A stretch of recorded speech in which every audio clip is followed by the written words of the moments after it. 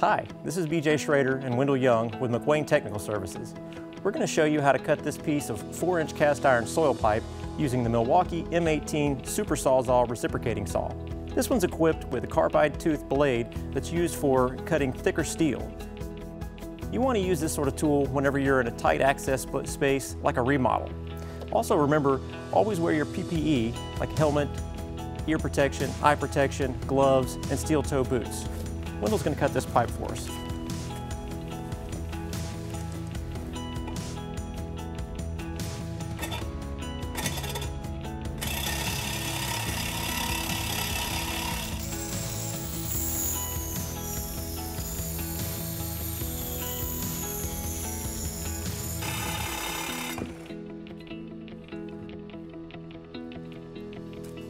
And that's how you get a good, clean, square cut using the Sawzall from Milwaukee.